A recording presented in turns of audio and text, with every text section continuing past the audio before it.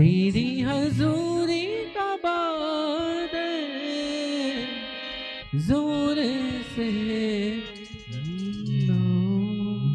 तेरी हजूरी का बादल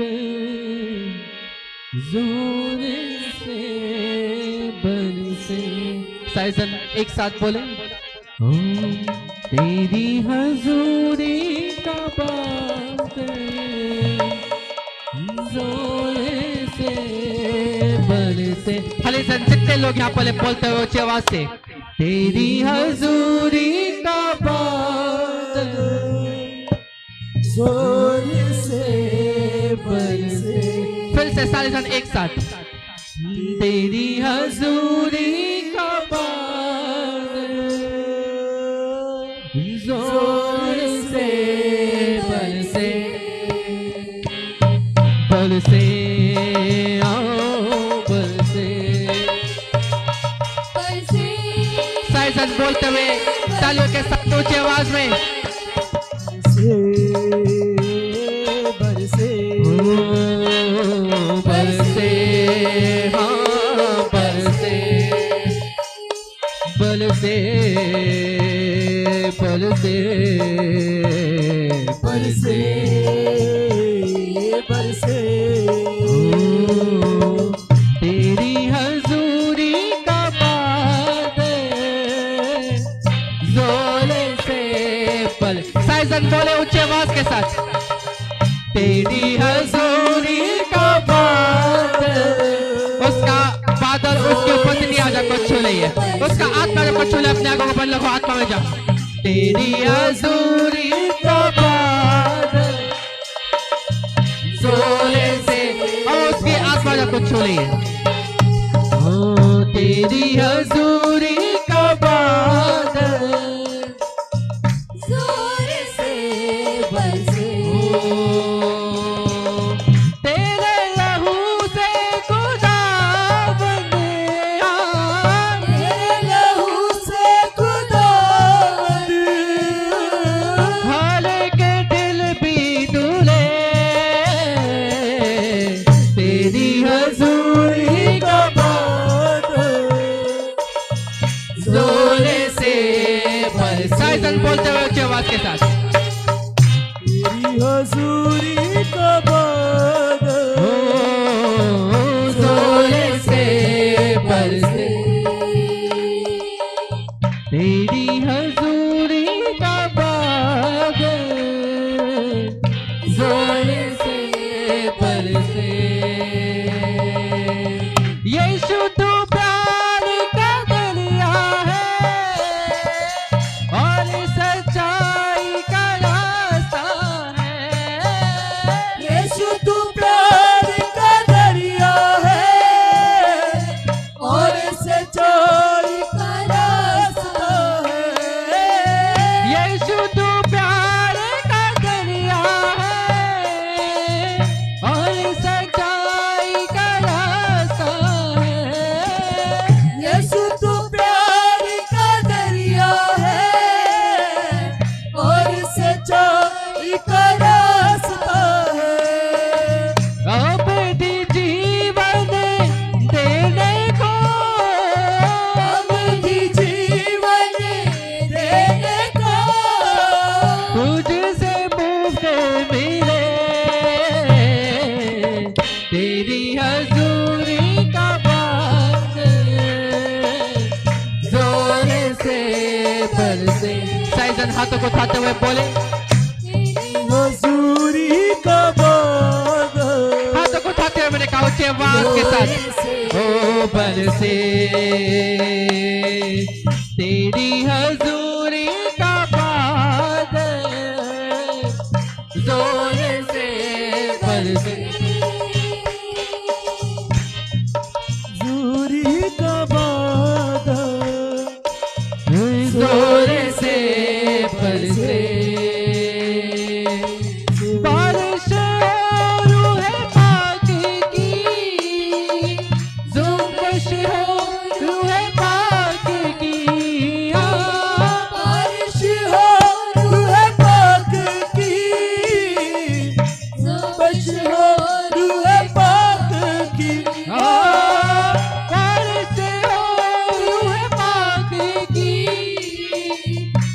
जुम्बिश हो रूहे पाक की, बारिश हो रूहे पाक की, जुम्बिश हो रूहे पाक की। हर एक दिल में है यीशु, हर एक दिल में है यीशु। रूह की आग जले तेरी हजूरी का बादल ज़ोले से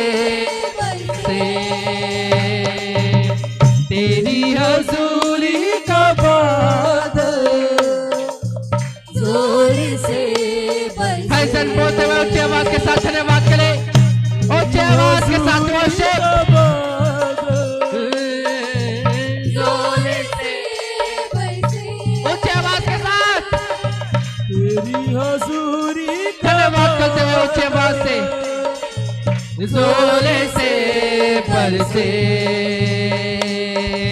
तेरी हजूरी का बादल ज़ोरे से बरसे।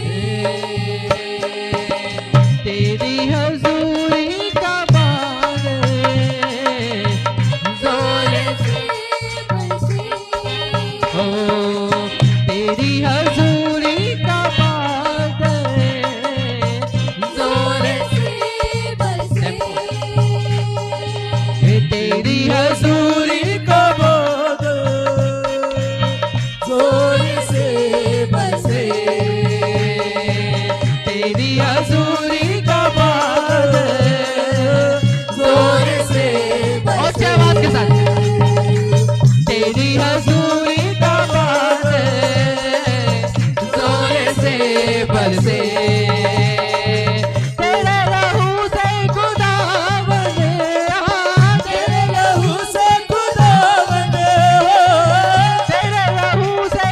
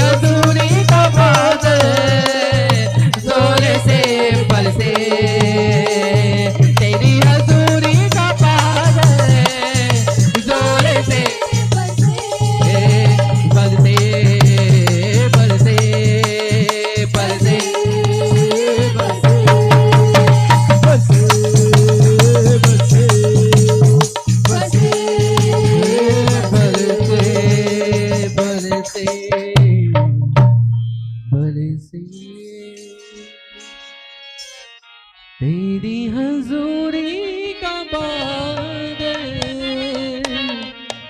जोरे से बरसे। अपने हाथों को थोड़ा धन्यवाद करो ऊंची आवाज के साथ। हाली से अपने हाथों को उठाए। Thank you Jesus. धन्यवाद करो ऊंची आवाज से। परमेश्वर का अनुग्रह आज आपके लाइफ में बना रहे। मेरे पीछे बोले आज का समय मेरी आशीष का थैले। आज का वचन मेरे जीवन के ऊपर 100 गुना फलों को लेकर आए। मैं विश्वास करता हूँ मैं आशीषित हो चुका प्रभु यीशु के नाम से। आमीन। तालियों को बजाओ अच्छे आवाज के साथ धन्यवाद करो। बैठ जाओ अपने स्थानों में धन्यवाद करते हुए। हालेलुया। कितने लोग खुश हैं? आगे आगे आ जाओ, पीछे क्यों? हालेलुया। कितने लोग खुश हैं आज?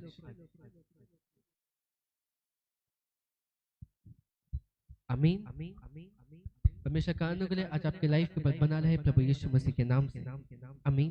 अपने बाइबलों को अपने हाथ में लो। जिसके पास नहीं वो अपने हाथों को उठाए। कहो आज जो मैं सुनूं मेरे जीवन के ऊपर 100 गुना फलों को लेकर आए। मैं आशीषित हूं। आपका वचन मेरे जीने का आधार है। आपका वचन मुझे आशीषित करे आज प्रभु यीशु के नाम से। आमीन। हालेलुया। कितने लोग खुश हैं? अपने हाथों को उठाओ, धन्यवाद करो ऊंची आवाज के साथ। आमीन। आज जो वचन आप सुनने वाले हो आज आपकी लाइफ के 100 गुना फलों को लेकर आने वाला है प्रभु यीशु के नाम से। आमीन। हालेलुया। आप मेरे साथ पढ़े निकालेंगे प्रेरितों के काम उसका पहला अध्याय है।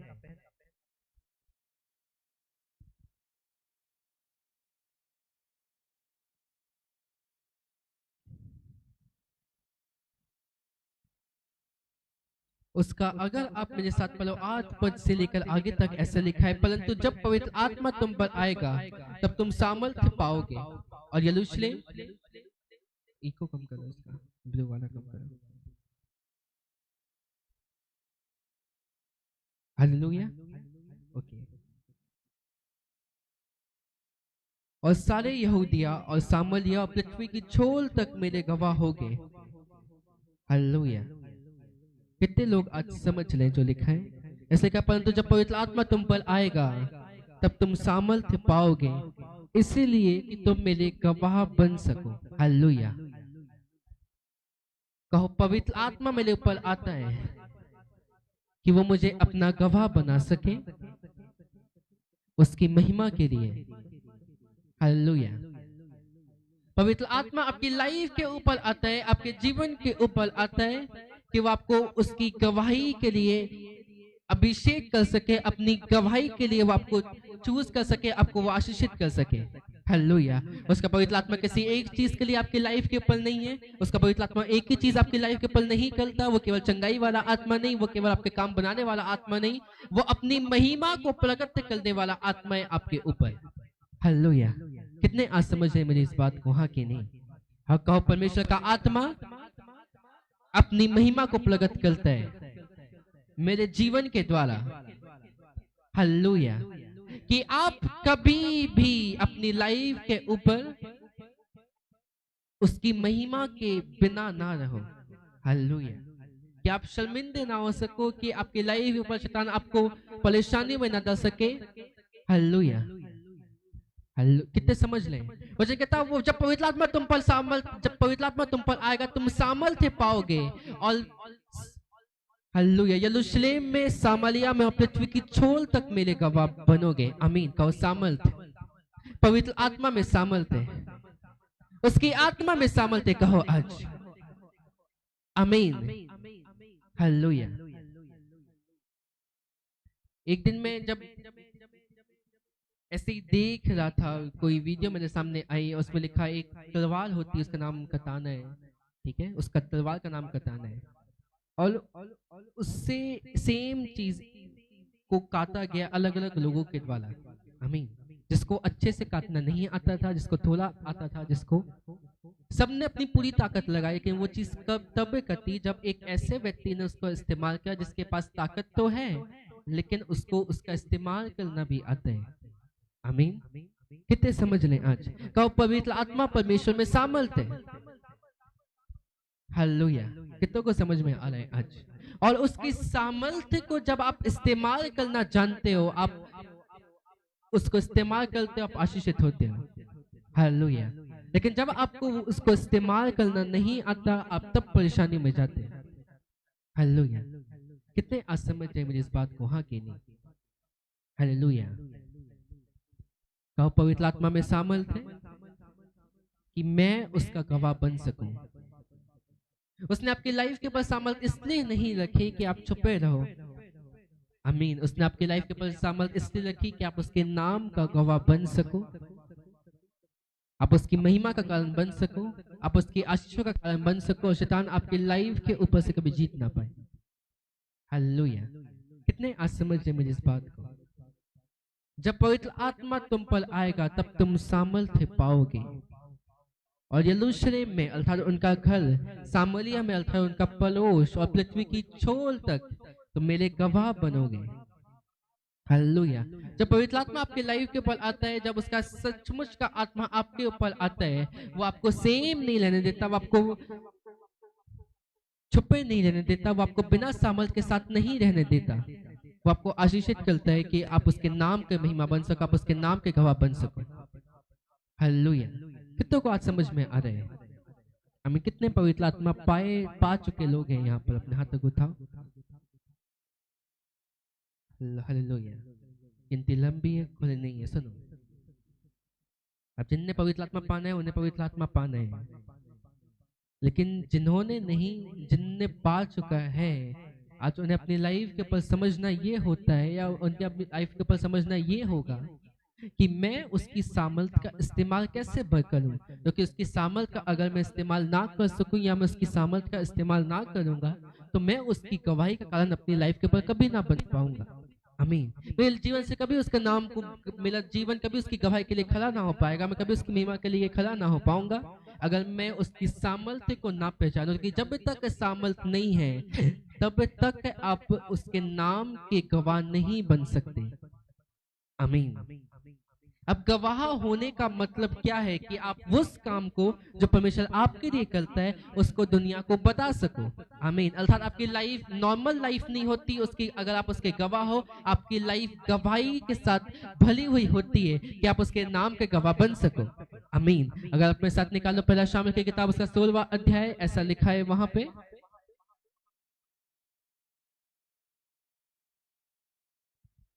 उसका 12वां पद। तब वह उसे बुलाकर भीतर ले आए। दाऊद की बात हो रही यहाँ पर। उसको तो लाली झलकती थी और उसकी आंखें सुंदर और उसका रूप सुडौल था। तब यहोवा ने कहा, उठकर इसका अभिषेक कर, यही है। तब शामुएल ने अपना तेल का सींग लेकर उसके भाइयों के मध्य में उसका अभिषेक किया, और उस दिन से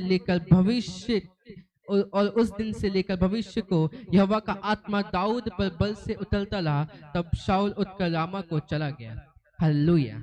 ध्यान से सुनो, यहाँ पर वापस बात आई अभिषेक की। कहो अभिषेक, या फिर उसके सामर्थ की। आमीन। उसका सामर्थ, अभिषेक सेम चीज है। आमीन। उसकी सामर्थ उतरती है, उसका अभिषेक उतरता है। आमीन। आज हम इसको एक तरीके से देखेंगे। उसके अभिषेक आपके ऊपर उतला, उसका सामर्थ उतला, वो दाऊद के ऊपर उतला, और ऐसा लिखा कि वो तब से परमेश्वर यहोवा का आत्मा उसके ऊपर बल से उतरता था। आमीन। अब बल से उतरने का मतलब क्या है? आमीन।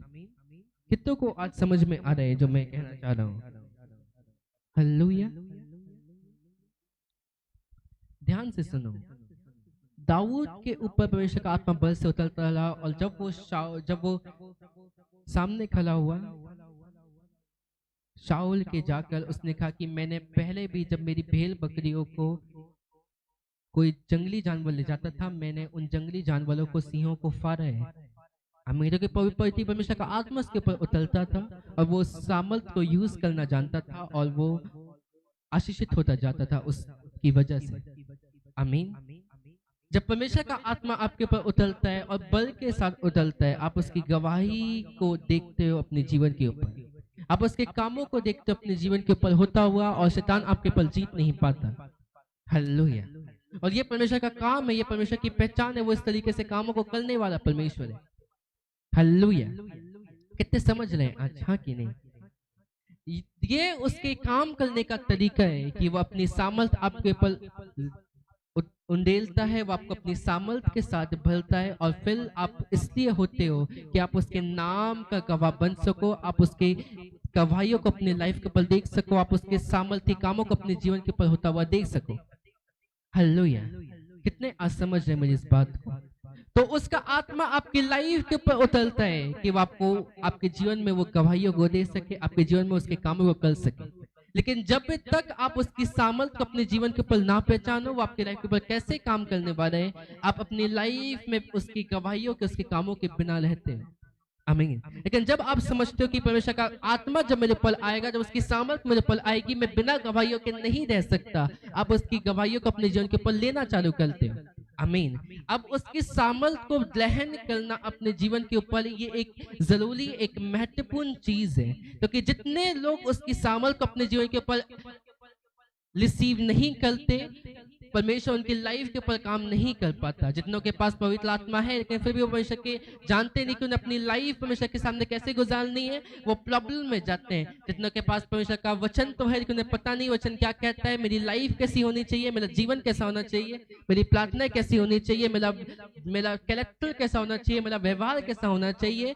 जब एक व्यक्ति के लाइफ में ये चीज एब्सेंट होती है, तब परमेश्वर के काम उसकी लाइफ में होने बंद होते हैं और वो परमेश्वर की गवाह नहीं बन पाता। आमीन। क्योंकि परमेश्वर अपना काम एक गंदे पात्र में नहीं दिखाता, वो आपकी जो बेस्ट डिश है आपकी खाने की, आप उसको अच्छे बर्तनों में लाते हो।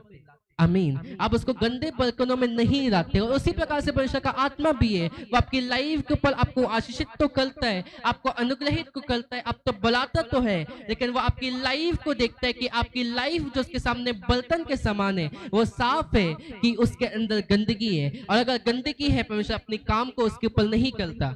आमीन।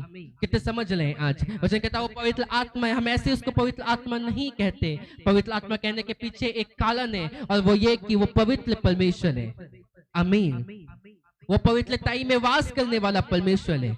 आमीन। अगर आपको पवित्र आत्मा मिला, अगर आपको आत्मा दिया गया, इसका मतलब ये नहीं कि आपकी लाइफ कैसे भी हो, पवित्र आत्मा आपके ऊपर तब भी है। आमीन। वो आपके ऊपर तो है, आप अन्य भाषा को बोल सकते हो, लेकिन आपकी लाइफ हमेशा एम्प्टी रहेगी। आप एक ऐसे गिलास, एक ऐसी बोतल, एक ऐसे बर्तन के समान हो जिसपे छेद है और उसके अंदर कोई चीज जो परमेश्वर के द्वारा दी जाती है टिकती नहीं। आमीन। मैंने ऐसे लोगों को देखा है जो बड़ी बड़ी मीटिंगों में आते हैं, जब कन्वेंशन हुए तब वो आए, जब वो ऐसी कोई बड़ी मीटिंग हुई, क्रिसमस की हुई, तब वो आए, आत्मा के साथ भले लगा ये व्यक्ति चेंज होगा, अगले दिन से वो सेम उसी चीज में। कारण क्या है कि उनके बर्तनों में छेद है, उनकी लाइफ में छेद है, उन्हें मालूम नहीं कि परमेश्वर की आत्मा को कैसे कंटिन्यू रखना है। आमीन। कितने समझ रहे हैं आज? हर संडे, हर गुरुवार, जब ये मीटिंग है, कल से फास्टिंग मीटिंग है, आप जब आते हो, आपको जरूरी है कि आप उसकी आत्मा के साथ भले जाओ और ज्यादा भले जाओ। लेकिन आज प्रॉब्लम ये, लोग यहाँ से अभिषेक को निकल जाते हैं और खाली होकर वापस आते हैं। आमीन। कितनों को आज समझ में आ रहा है? आपकी लाइफ उसके सामने बर्तन के समान है। आपने समझना है कि परमेश्वर के सामर्थ, परमेश्वर की बेस्ट गवाही आपकी लाइफ के ऊपर तब आएगी जब आप उसके सामने अपनी बेस्ट लाइफ को प्रेजेंट करोगे, अपनी बेस्ट जीवन को उसके सामने रखोगे। आमीन। क्योंकि अगर आपके आसपास के लोग आपके बारे में ये गवाही ना दें कि ये अच्छा है, इसमें कोई पाप नहीं, इसमें कोई गलती नहीं, तो फिर क्या बात? आमीन। लोग बोलेंगे परमेश्वर किसी को भी आशीषित देता है, उसको भी, इस बंदे को मैं जानता हूँ, उसको परमेश्वर ने आशीषित किया, इसकी लाइफ ऐसी है, ये गाली बकने वाला है, ये करने वाला है, ये वो करने वाला है, तब भी परमेश्वर ने इसको आशीषित किया। आमीन। कितनों को समझ में आ रहा है? और ऐसा परमेश्वर काम नहीं करता। हालेलुया। तो लोग आशीषों को प्राप्त करते हैं, फिर उनकी लाइफ में कुछ छेद भी होते हैं, उनकी आशीषें वहां से निकल भी जाती। हालेलुया। मुझे कहता जब पवित्र आत्मा तुम पर आएगा, तुम सामर्थ पाओगे और उसके गवाह का कारण बनोगे। बस बात ये है कि आपने इस बात को समझना है आज कि जब परमेश्वर की सामर्थ आपके ऊपर उंडेरी जाए, जब उसका मस्सा आपके ऊपर आए, जब उसका अभिषेक आपके ऊपर आए, तो आपने अपनी लाइफ के ऊपर उसको कैसे रखना है। आमीन। आपने किस प्रकार से प्रार्थनाओं में बने रहना है, आपने किस प्रकार से पवित्रताएं में बने रहना है, आपने किस प्रकार से वचनों में बने रहना है, आपने किस प्रकार से चर्च में बने रहना है। आमीन। क्योंकि उसका अभिषेक, उसका सामर्थ इसलिए नहीं कि वो आपको कैसे भी ले चले, वो आपकी लाइफ के ऊपर आपको तब परमेश्वर की महिमा तक का पास पहुंचाता है, आपकी लाइफ के ऊपर वो तब बड़े बड़े कामों को देता है, तब बड़ी गवाहियों को देता है जब आपकी लाइफ उसके सामने सही होती है। हालेलुया। कितने आज समझ रहे मेरी इस बात को, हाँ कि नहीं। हालेलुया। आपका जीवन सबसे इंपॉर्टेंट है, उसने अपनी सामर्थ को आपके लाइफ के ऊपर दिया है और वो देना चाहता है। ये मीटिंग आपकी मस्से से भरने, आपके अभिषेक से भरने का कारण है और वो आपको भरता है, लेकिन आपकी लाइफ सबसे इंपॉर्टेंट है कि आपकी लाइफ कैसी है परमेश्वर के आगे। आमीन। दाऊद के बारे में लिखा, वो पवित्र आत्मा, यहोवा का आत्मा उस पर बल से उतरता रहा, मतलब वो पवित्रताई के साथ चलता रहा, पर यहोवा के उतरने का कोई टाइम नहीं, लेकिन जब जब उसको जरूरत होती, जब तब वो पुकारता, तब तब यहोवा का आत्मा उसके ऊपर उतरता। आमीन। इसका मतलब ये उसकी लाइफ परमेश्वर के आगे सही थी, क्योंकि अगर वो मंडे को पाप करके ट्यूसडे को आराधना करे तो परमेश्वर की आत्मा उसके ऊपर नहीं उतरती। वो पवित्र परमेश्वर है, उसने अपनी लाइफ को पवित्र बनाए रखा कि जब जब वो आराधना करता, जब जब उसको परमेश्वर की जरूरत होती, परमेश्वर का आत्मा उस पर बल से उतरता और उसने गवाही दी शाऊल के आगे जाके कि मैंने शेर को भी फाला है, मैंने सबको मारा है, क्योंकि परमेश्वर का आत्मा मेरे ऊपर है और उसने मुझे अभिषेक किया है कि मैं उसके काम को कर सकूं। आमीन। और सेम परमेश्वर का आत्मा आज आपके ऊपर है, उसने आपको सांपों और बिच्छुओं को लौंगने का, अर्थात शैतान की बुरी आत्माओं और शैतान की दुष्ट आत्माओं को और शैतान के कामों को खत्म करने का उसने आपको अधिकार दिया है। लेकिन आपकी लाइफ जब परमेश्वर के आगे सही नहीं होती, आपकी प्रार्थनाएं जब परमेश्वर के आगे नहीं पहुंच पाती, जब आपका जीवन परमेश्वर के आगे सही नहीं होता, आप तब परेशानी में जाने चालू करते हो आपकी लाइफ के ऊपर, तब आपकी लाइफ एक टूटे हुए, एक छेद वाले बर्तन के समान होती है, जिसमें चीजें दरी तो जाती लेकिन निकल जाती है। और जब परमेश्वर की, जब आपको जरूरत होती है परमेश्वर की, परमेश्वर वहां होता ही नहीं। हालेलुया।